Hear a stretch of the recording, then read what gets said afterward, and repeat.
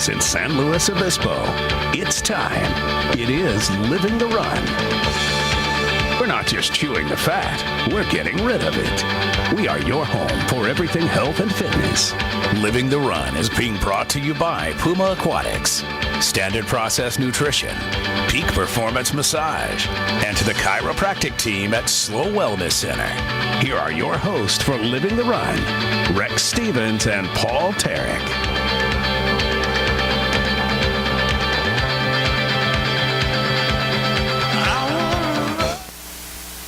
Welcome to another edition of Living the Run Radio.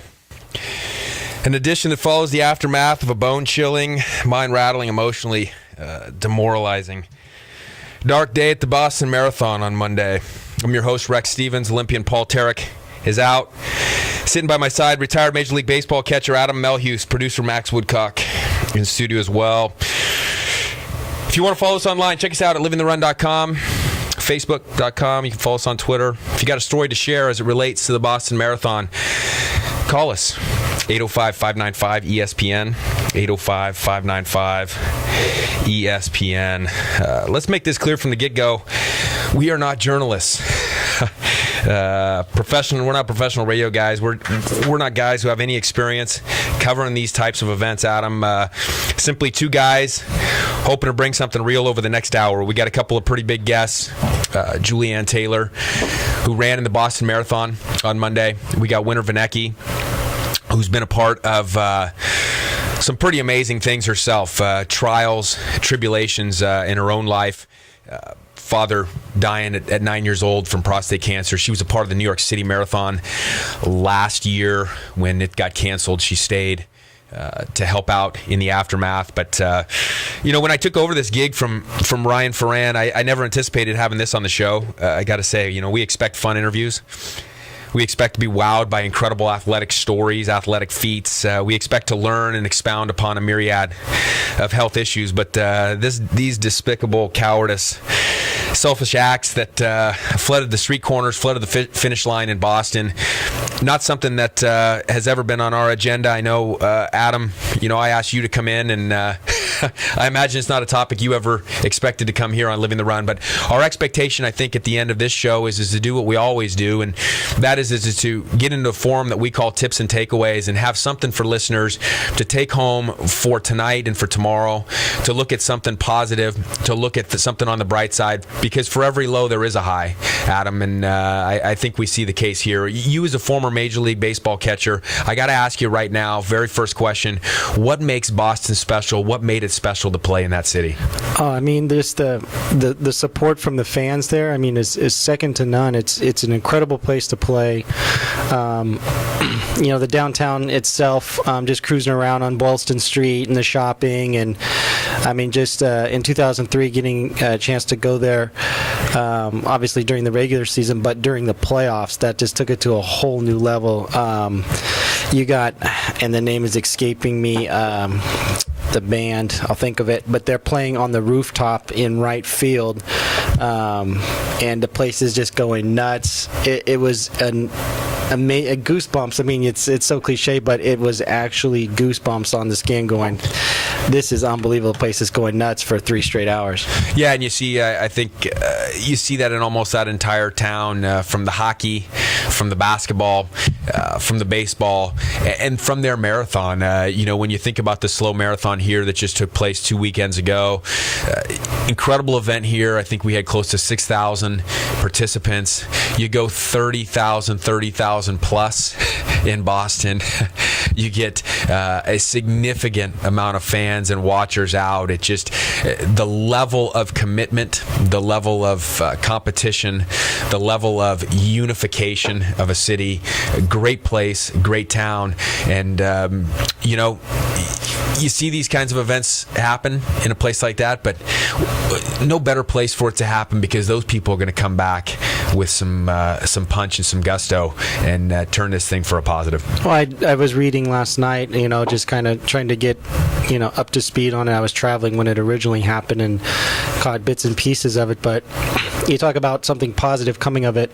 I think the handful of articles I read, it was always, you're not going to stop us. This is only going to bring us. We can't wait for next year, because this isn't going to shut us down. This is just going to bring us together. This is I mean, some of the pictures were just horrific, but you see people just helping out, and I mean, police and fire and just regular people. Saw where there was a retired football player that played, I think, for New England. Got somebody in one arm. I mean, just absolutely incredible. Just that everybody just turned into support and help. And I mean, hopefully, it's unfortunate, I think, that it takes things like this. I mean, I'm guilty as charged, but things like this to kind of realizing what's really important. What's really important in life. I mean, if we can just love one another.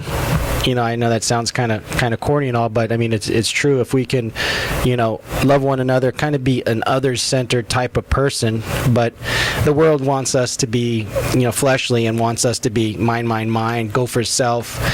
If we can kind of bust out of that, and here's a prime example, you get people totally not thinking about themselves, helping other people, I mean, yeah, it's crazy. Well, you hit on a big point there. Is we go from the me to the we.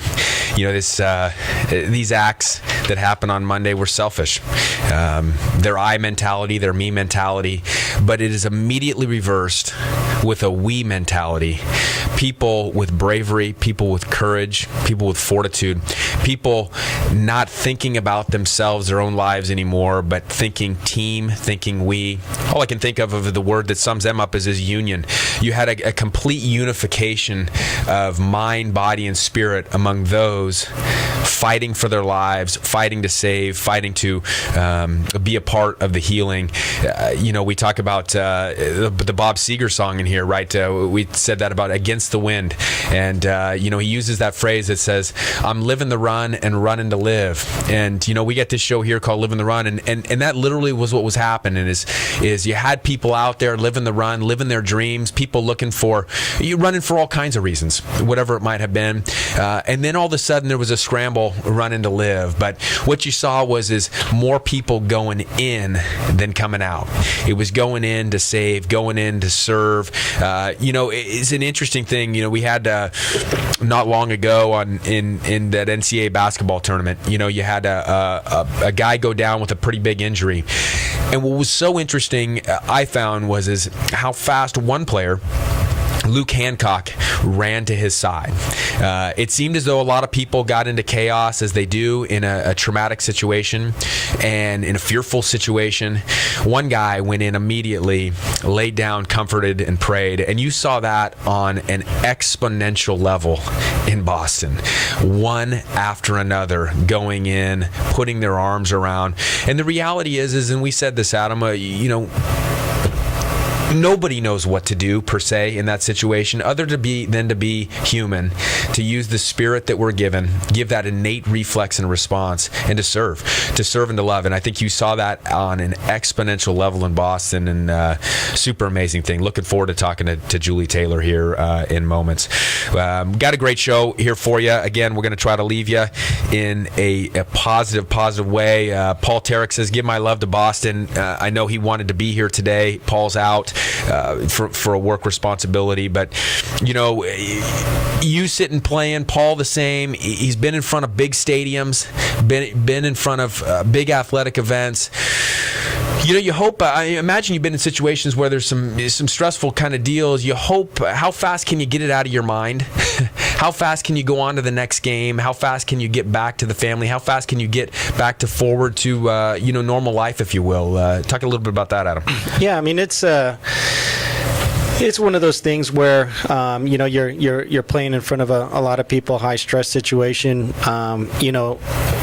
Good or bad. I mean, obviously, with a good performance, it's easier to kind of just move along and retain that. A bad performance, you don't want to hang your head on it. I mean, obviously, I used to give myself time to kind of go into the locker room on a bad performance, sit there, replay it, maybe some things that I might have done differently. But my thing was always, talking to a sports psychologist one time, he's like, you just have to find a way to, get rid of that. And I'm like, well, how do you do that? I mean, I just did, I had poor performance.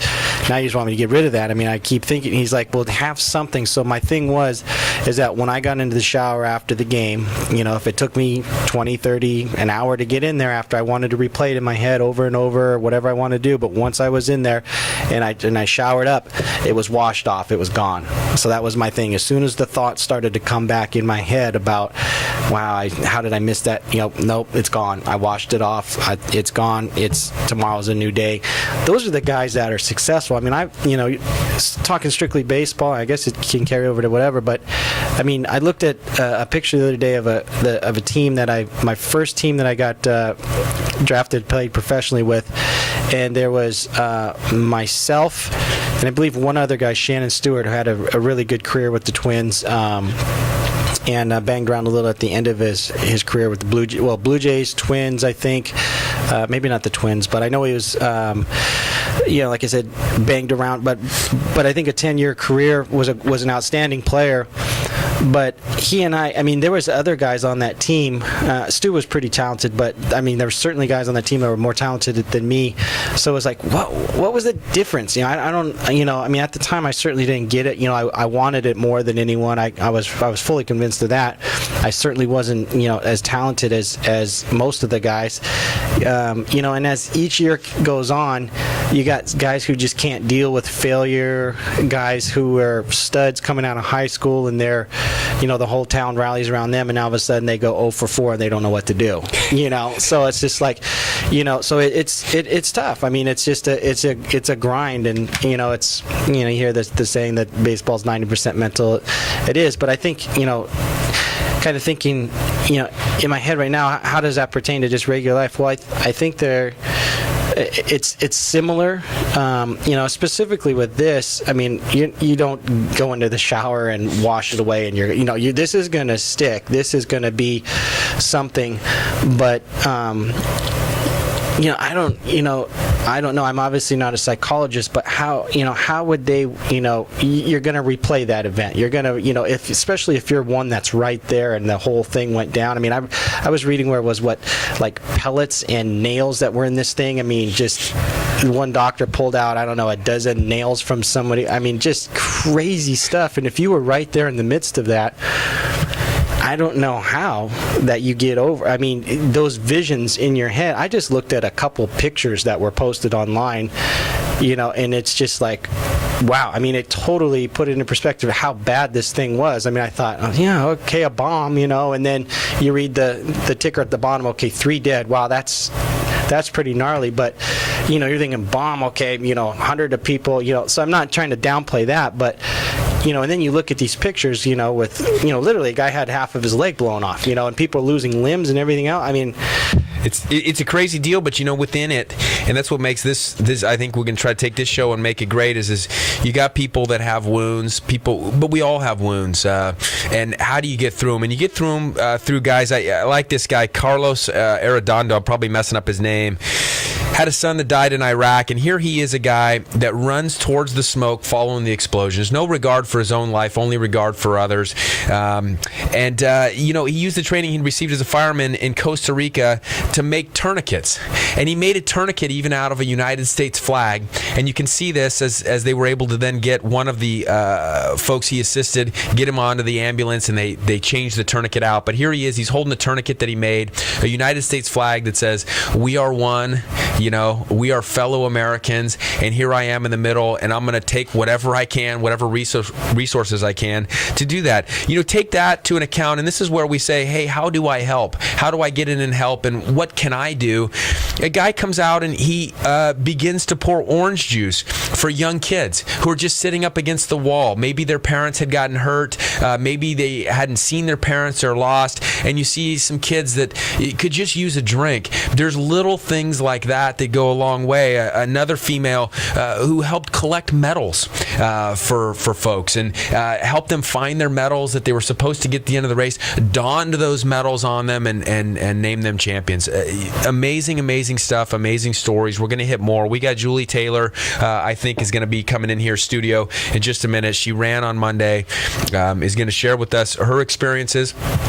And the positives that can come out of it, the lifetime changes that are going to be for her as an avid runner, an athlete, and now one that participated in a life-changing event. Julianne Taylor on Living the Run here on ESPN 1280 next.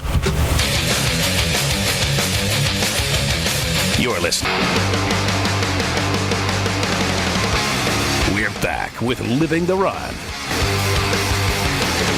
Welcome back to this edition of Living the Run, a tribute to what happened in Boston on Monday.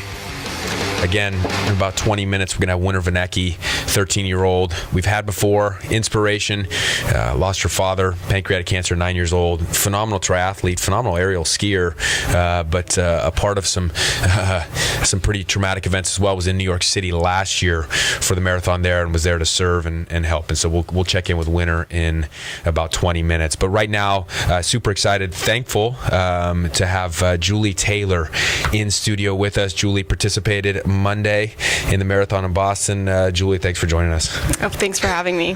Hey, Julie, just take us through it. You finished the marathon. You finished 40 minutes before. You're hanging out. Talk to us about the experience. Talk to us about the feel. Talk to us about the energy in Boston as this whole thing transpired. It was really incredible. I think the word that you used, energy, is appropriate because this was my first Boston Marathon, and the feeling of coming onto Boylston Street and just seeing the crowds line there with, it had to have been 7-8 people deep at least, just hundreds of people cheering, and it was just incredible to hear everybody cheering, and you felt famous. It was awesome. That energy was just absolutely incredible, and crossing the finish line was just such a great experience. It was an incredibly well organized event. Also, the people there were just on top of their game. They knew exactly what they were doing, which ended up being quite a blessing. And yeah, so they funneled us through the finish line, very efficient. I kind of hung around a little bit waiting for one of my friends that I was running with, and went and got my bag and just kind of did the normal stuff. I went around the corner to meet up with my parents. The family meeting area was just right around the corner from the finish line. So I had just met up with my parents. We'd been there for maybe 10 minutes or so, and then we were just about ready to leave, and we heard the first explosion. And I think everyone kind of looked around, not sure what to think. And then immediately we heard the second explosion, and nobody really wanted to say it, but everybody was thinking that it was definitely not a good situation. We all knew it was bad. We didn't know what happened. We saw people, some of us saw people running down one of the side streets near where we were. But we were around the corner, so we couldn't really see a lot of it, couldn't really hear the commotion, but we knew something definitely big had happened. And then we started hearing the ambulances, the sirens coming, and everybody just, again, like I said, the energy just immediately changed. The mood was so congratulatory. It was all about the runners. And then it was just amazing to watch the ambulances just push the runners out of the way. It was no longer about the runners. It was definitely about something bigger than all of us. At that point, what do? You get in a stressful situation. You start to, as you said, the energy changes. It shifts to a more stressful environment. Your parents are there. You look at mom. You look at dad. Is there words? Is there more visual cues? Is there motion? Is there more stillness? A freeze? What's going on at that point for you guys? It was actually very interesting to watch it all happen. There was very few words. I think we all of us and everyone on the street thought pretty much the same thing, that we needed to move, we needed to get out of there. Nobody panicked. It was just amazing, the unspoken communication, that everybody knew that their first priority was to find the people they needed to find and to be where they needed to be. And even though none of us really knew where that was, we all knew we had to get out. And so there was, without any sort of panic where I was, like I said, I didn't actually see the explosion, so it was different, I'm sure, than people who were actually at the finish line. However, it was just amazing to see everybody kind of start moving in the direction they needed to. And I was staying out of town, and so we had taken the subway in, and the amount of people moving towards the subway was staggering. It looked like the starting line all over again. It was crazy. So everybody started moving towards the subway. We started hearing that the subway was actually shut down. All public transportation was shut down. So my family and I just stepped out of the way and really didn't even talk about what we were going to do. We just waited because we knew we had to do something, but without really even knowing what was going on, we sort of suspected that the subway was not the place we wanted to be anyway. And so we just kind of waited until we had heard a little bit more, and it was actually really interesting because there were really no incoming calls into where we were, but we could call out. So we started getting text messages from family and friends asking if we were okay, and I mean, it was incredible how fast that happened. It was instantaneous. We were just starting to hear ourselves what had happened, and people had seen it on TV already, and so then we started calling the people we needed to call and getting honestly more information from them than we had ourselves. It was pretty interesting. Well, yeah, I mean, I got to imagine, I mean, you don't know if there's going to be more explosions. Right. I mean, after the fact now we know that there was just two, but you're I mean, in the midst of it, you're going, okay, there's two. Is this going to start just a chain reaction? I mean, which way do you go? What do you do? You know, I mean. Right. Yeah, and the fact that, there's a potential that more devices were found, and, it's just, you never know. You never know, yeah. So you don't want to make any rash decisions, but there really wasn't any place for us to go. I think that was the amazing thing, is you realize, there really isn't any place that's completely safe. Talking to Julie Taylor here, she ran the Boston Marathon on Monday, works for Runner's Warehouse. You are a marathoner, you've done multiple marathons. Go back to the positive energy of Boston. What makes that entire course special? You talked about coming through the finish line, but just, even getting off the plane. Last year we had Michelle Gordon-Johnson talk to us. She had done it, and it was almost like from getting off the plane to the subways to the whole pre-race type of stuff just has a different aura about it than other races. Talk about what you felt there first time. Yeah, absolutely. I mean, honestly, it was unlike anything I've ever experienced as far as a marathon goes. In other marathons, it's really great because you meet people who are doing it for the first time. They don't think they can finish. It's really inspiring. But this was just a totally different feel and inspiring in a totally different way.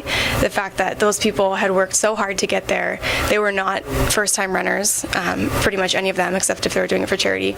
But most of them were not first-time runners, and so it was amazing, the camaraderie, and it was also interesting just how it changed. So it was just, I loved it. I made more friends doing the Boston Marathon than I have ever before. Kept in contact with a lot of people, which is really exciting, and met a girl and ran with her for 25 miles of the race, which is, I've never done that before. That's pretty rare, and it was just really neat building those relationships with people, because she would turn to me during the race and just say, wow, we're doing the Boston Marathon. It's something that people work so hard to do, and to get there, it requires so much dedication, physical and mental, and it's just incredible, the bond that the runners have at any marathon, but especially the Boston Marathon.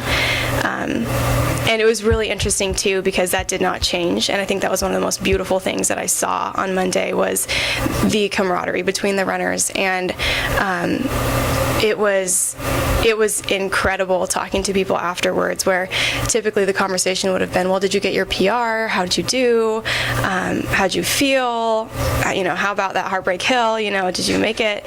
Not one word about that. I mean, if you talk to somebody a little bit, you might kind of throw in, well, did you do okay? But it was almost a sheepish question, because it was not about that anymore. And it was amazing, the fact that we all knew that there was just, like I said, something so much bigger than ourselves, and our focus, I think, in mass, just focused away from ourselves. And, we were able to, I mean, to use the word grief is kind of because we were just able to grieve for those runners, because it's family. Does it solidify why you do this, why you run? It seems as though running, for so many, we talk about the endorphin high, we talk about the neurological changes that just kind of fire up our frontal lobes and get us more energy and so forth, and then you're talking about a kinship that comes with it too, almost a visceral feeling. I was talking to one of your coworkers yesterday, and almost that pit in the stomach type of thing for people you don't know, but that you share this bond of running. Yep. The ability for the human to be up. Solidify it more for you? Gonna keep you running? Oh, absolutely. And I think that's always been the thing that I've loved about running, and it just makes it so much more potent to me, is that, I mean, it really is, it's a family. It totally is. And yeah, I mean, the same thing. I've been very deeply affected by it, and I mean, I almost don't feel like it's right for me to be so affected because it wasn't personally me, but it might as well have been my parents or my family or me because of that bond. Yeah, and that's what we said earlier, because it isn't a me, it's a we. And when it comes to an event like this, it's a we. When it comes to runners, it's a we. And when it comes to health and fitness of the human being, you know, it's a we. So, of course, the question is for you and for the other runners, do you run next year? Does it become even more important to run next year for you and for those that you know have gone out there? Yeah, absolutely. And I, again, just one of those questions that came up in so many conversations with runners after the fact. So many people that I talked to beforehand said, oh, this is a bucket list thing, I may do it once, and that was how I was too, and it may be that I won't do it again. I could if I wanted to, and now I want to, because it's we don't do it for, like you were saying, the endorphin high, or because we want to be fit necessarily. I mean, those are pluses, I guess, but it's so much bigger than us, and I think it's so important that we not give up on that, because that would be giving in, and runners don't give up. When you were talking about, you know, we were talking about doing it again next year. When was that? I mean, after the race, obviously, but how long were you guys just there? I mean, because you didn't know which way to go. I'm sure they started evacuating you guys, but when you were talking, you were saying, oh yeah, you know, are you going to do it again? Like you were talking to other people. Where was that? Was that, you know, hours later somewhere, or where were you guys all kind of? Yeah, I would say that was, for me, more towards the end. I remember the first conversation I had with somebody about that was in the airport on the way home. It was the first time that it really came up, because before, I wasn't really even able to talk about myself in terms of the race at all. I didn't really want to talk about my time. I didn't want to talk about any of that stuff. I did when the question was asked, but I was kind of hesitant to do that. And so I think it was finally in the airport when somebody brought that up, and I think it hit me that my perspective had to have changed just because of what happened. And so I think it was in the airport, and I just actually do remember the moment where I thought, no, because I mean, obviously it's never been my intention to stop running marathons, but also just the fact that somebody would target that specific event makes me want to run that specific event. And I think it just sort of hit me in that moment when we were in the airport talking, that there is a large group of people that have the choice to stand up for what's right. And I think that's, just to kind of go back to the marathon scene real quickly, I think that was one of the things that was so beautiful, again, was just to see people standing up and pitching in and talking to my fellow runners afterwards, some of the ones who got stopped, and just seeing that, you know, the people pour out of their houses and bring them blankets and water, and because they were standing there in the cold for 45 minutes before they got to go anywhere, and just to talk with those people, and those people are the ones who are going to go back next year, and they're the ones who have to requalify because they didn't get to finish. And so it's just amazing to see a lot of those people are the ones who really inspired me to stand up. Talk about a positive coming from a negative. There it is right there. I mean, that's incredible, the bond. Unbelievable. Julie Taylor, thank you so much for coming in studio. Appreciate it. For those of you who don't know, she even rode her bike over here today. Car having trouble. She busted in on the bike. That's good stuff. We want to make sure we get you a tank top from Left Coast t-shirt, or Living the Run tank top. Thank you. For you, and then $20 gift card from one of our sponsors, Jaffa Cafe. Thank you. Thank you so much for coming. You. Thanks for participating, and we'll follow your future here in marathons too. And you know, we're better for having heard that story. Absolutely. And appreciate you participating out there. Great. Well, thank you very much. Hey, Winter Vinecki coming up next here on ESPN 1280. You're listening to Living the Run.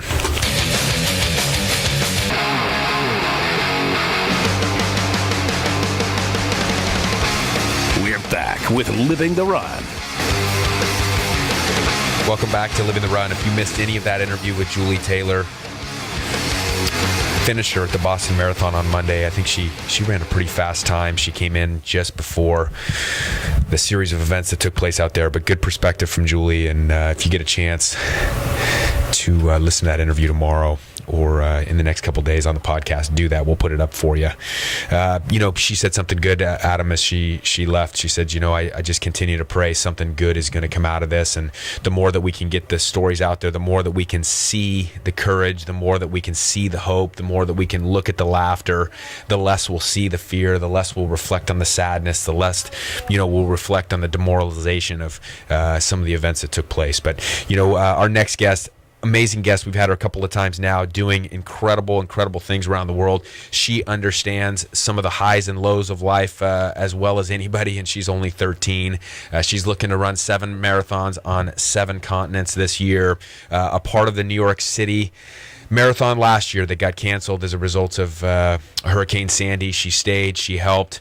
Winter Vinecki, thanks for joining us again.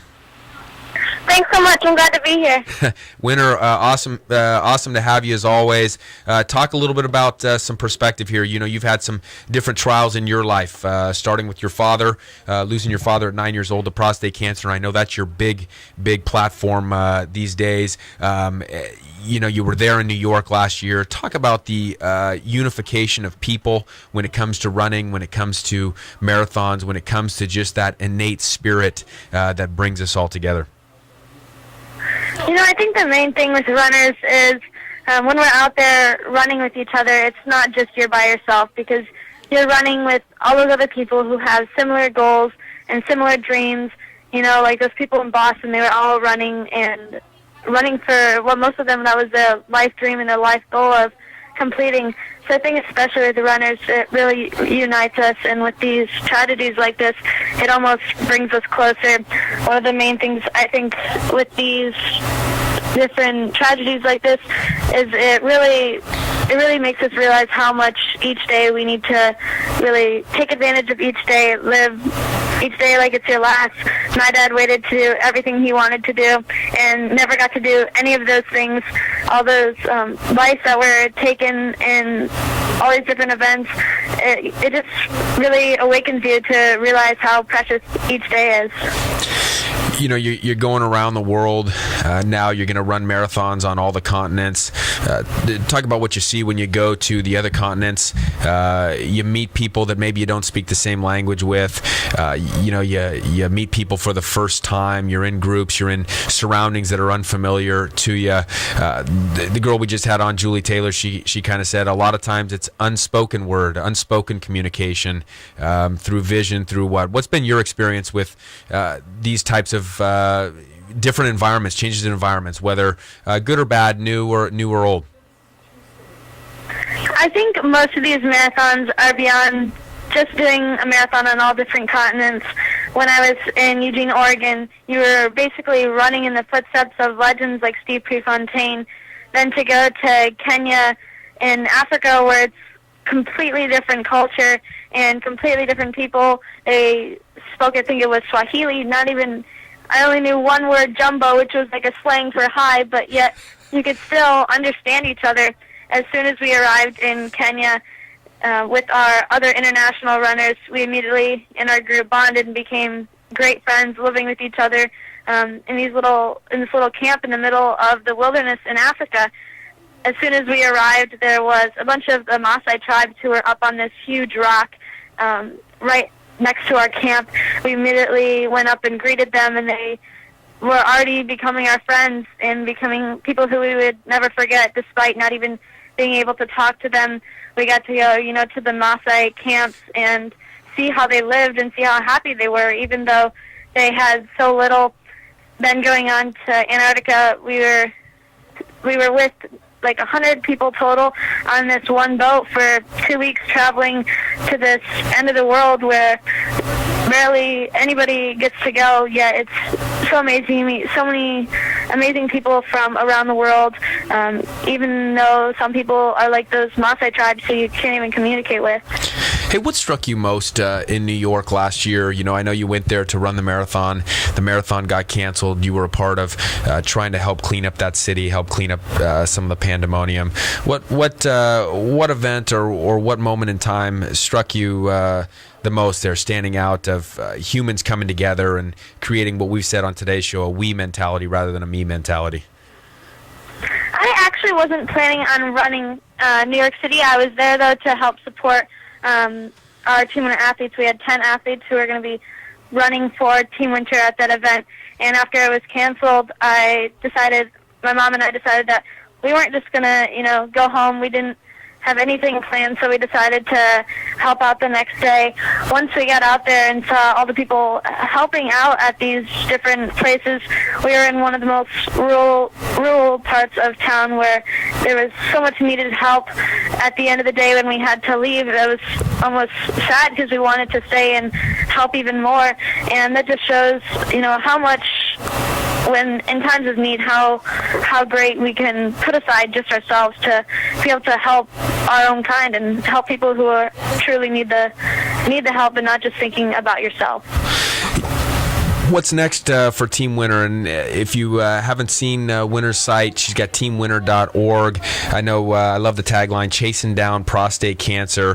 What's next on the line? How can people get involved in this? Again, another tragedy that's out there for so many. You talk about your dad not being able to go after some of his goals, his life ending earlier. How can people get in, help in this, and help people be able to get to their goals and stay healthy and catch this deadly disease early? I think the biggest thing is that I can't even imagine the thing trying to go Team Winter by myself. I can't possibly do it. I'm hoping to get a blue ribbon out there to match every pink ribbon, and hopefully one day to have Team Winter to be as big as the Komen Foundation. And so I just can't do it by myself, and I need the help of people all around the world to go to my website and to donate and to be a part of Team Winter, to sign up and spread awareness. They can do that through my website, which is teamwinter.org, and they can follow Team Winter on Facebook and Twitter. But I just can't do it alone, and I need the help of people around the world to help spread this message about this deadly disease that's taking some of 1 in 6 men's lives across the world. Hey, how do I get a hold of one of these shirts? I love these shirts I'm getting on the Team Winter store here. Who designed these things? These are great. I actually have helped design most of those different shirts. When I was younger, I had always wanted to make kids' clothing and adults' clothing for triathlons and running. I remember I was always having to tie, my mom's race belts, and my mom's baggy shirts would be hanging off of me because there wasn't anything for kids. And so I actually designed a lot of the Team Winter clothing. I love this. I'm gonna get the Ride the Champion one. That's awesome. That's a great shirt. Oh, and I see the tank top as well in the female version. Good stuff. We're gonna keep trying to spread the word. Where are you next? You just did Antarctica, right? What continent is next for the next marathon? Well, I just got back from Antarctica, which was my 3rd marathon out of the 7. So my next stop is going to be in Machu Picchu, June 8th, I believe. So we'll be training hard for what's going to be a whole new adventure, climbing mountains basically up and down at 14,000 feet in Peru. Yeah, training at some elevation. Yeah, definitely a high elevation. So it'll help a little bit being when I'm in Park City at 7,000 feet, but we'll definitely have to go up to 13,000 feet to some of the mountains to train a little bit up there to get used to, to do as much as I can to get used to the altitude. Winter, thanks so much. I can't think of a better guest to have during this week, Monday's events. You put great perspective on it, as always. We look forward to talking to you after June, after the Machu Picchu race. Awesome. Thanks for having me. Hey, awesome. Thanks again. Hey, Winter Vinecki there. Of course she designed her own shirts, Max. I mean, what else does this girl do? At 9 years old, she starts a business. She's a 2-time, what is it? They call it the Tri-Kids champion or whatever it is. She's training for the Olympics in aerial skiing. But the big thing, again, here is turning negatives into positives, Adam. Losing her dad to prostate cancer at 9. She's been there in New York where things aren't great. She went over to Kenya with the whole goal over there. One of the things, to run a marathon, but to help out in the schools, the kind of destroyed schools out there. There just isn't a great school system. A lot of kids aren't getting educated. Always trying to take a negative, turn it into a positive. Winter Vinecki, real amazing as always. Look forward to talking to her in June after Machu Picchu. Speechless. How old is she? 30? Yeah, 13 now. 13. Okay. Wow. Unbelievable. Amazing. I look at that quote, Adam, as we look at this week, and kind of gone by it for a while. Chris Randolph, our office manager, gave this one to me a couple months ago, but a hard fall equals a high bounce if you're made of the right material. I think that no question our guests today, Julie Taylor, Winter Vinecki, all the folks out in Boston, there's been a hard fall. There's no question about it. But those folks are made of the right material, and they will bounce back. They will be encouraged, and I think we will see the domino effect of positive story after positive story. And who knows, 10 years from now, 20 years from now, maybe one of those kids that lost a limb is out speaking and encouraging and motivating. Maybe one of them is competing on a high level in the Paralympics, what have you. Amazing stuff in team camaraderie. I was talking to a guy the other day. I don't know if you've ever done this, Adam, but I went to my first time. I'll never forget it. I was in refereeing. I was refereeing some pretty big time basketball at the time. I was working my way up and getting some elite games, and there was a Special Olympics event. And so we went to volunteer for the Special Olympics event, and I'd never been to one of those. And, you kind of walk in the door, and you're not really sure how to ref the game. You're getting used to reffing kind of high-level basketball, and now you're in there, and you're kind of not sure where you're going to blow the whistle and what have you. And once again, these kids teach you. And I'll never forget, there was an Indian kid, skin and bones. I mean, this kid couldn't have been 100 pounds, soaking wet. He was probably 6 foot, too. Obvious cerebral palsy, toes turned in dramatically. He's very inverted pigeon-toed. He was on his toes, kind of flexing around. He just couldn't really walk very well. And he got bumped in the middle of the court as these guys come down on a fast break. And I tell you, the slapping sound that hit when he hit the floor, I'd never forget it. And the whole gym, there was 2 courts going, and it was so loud because he couldn't catch himself. It was so loud that both courts stopped. And what was so amazing is you had a kid on a fast break going for an easy layup, and literally every single kid, 9 out of the other, he's the 10th kid, 9 of the other kids stop immediately, and all 9 rush to help this kid up. There's not one hesitation. Nobody goes to shoot. Nobody goes to do anything else. If we can't learn a lesson of togetherness, it's there. It was in Boston. I think we see it, and we're going to continue to look for those stories. We encourage you here on Living the Run, continue to look for those stories. Don't be dismayed. Don't be discouraged. Understand that on the other side of bad is good.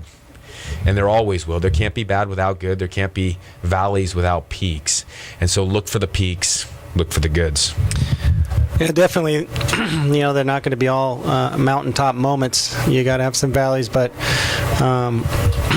as we sign off here, other center just keeps ringing over and over and over and over in my mind right now. And